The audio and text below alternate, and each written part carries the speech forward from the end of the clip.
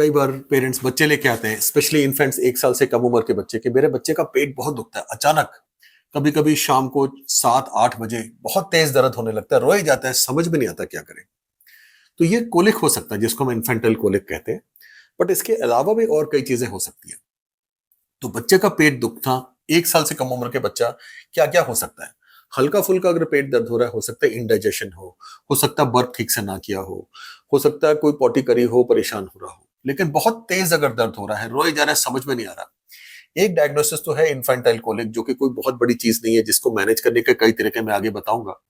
लेकिन इसके अलावा कभी कभी पैथोलॉजिकल कॉजेस भी हो सकते हैं। हो सकता है इंटेस्टाइन में इन्फेक्शन हो, इंटरसेप्शन हो, कहीं और इन्फेक्शन हो, यूरिन में इन्फेक्शन हो। इन कारणों से भी पेट में बहुत सीवियर पेन हो सकता है। तो इसको इग्नोर नहीं करना चाहिए। कभी भी ऐसी कोई सिचुएशन हो तो जरूर अपने डॉक्टर से संपर्क करिए कि है क्या। चलो मान लेते हैं उन्होंने बोला कि इन्फेंटल कोलिक है, कोई मेजर चीज नहीं है। क्या कारण हो सकते हैं इसके?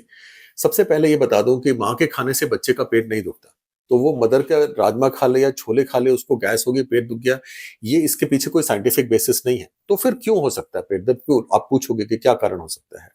तो साइंटिफिकली ये पाया गया है कि बच्चे के इंटेस्टाइन का जो गट माइक्रोबायोटा होता है, उसमें कुछ ऑल्टरेशन होने की वजह से बच्चे के पेट में दर्द हो सकता है, जिसके के इलाज करने के कई तरीके पाए गए हैं। और ये भी देखा गया है कि जिन घरों में बहुत स्ट्रेसफुल एनवायरनमेंट होता है, माँ बहुत टेंशन में होती है, ऐसे बच्चों में भी कोलिक ज्यादा होने की आशंका होती है। इन्फेंटाइल कोलिक अगर हुआ तो क्या क्या किया जा सकता है? दवा सबसे बाद में आती है।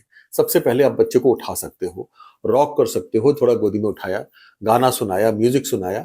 एक और चीज होती है जिसको हम कहते हैं व्हाइट साउंड, जैसे आवाज मिक्सी की आवाज हो या वॉशिंग मशीन की आवाज होती है, इससे भी बच्चे कई बार चुप हो जाते हैं।